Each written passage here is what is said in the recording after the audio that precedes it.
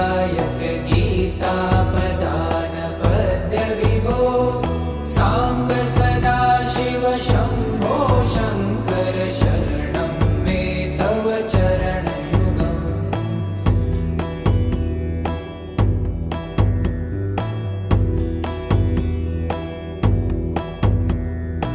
ईश गिरि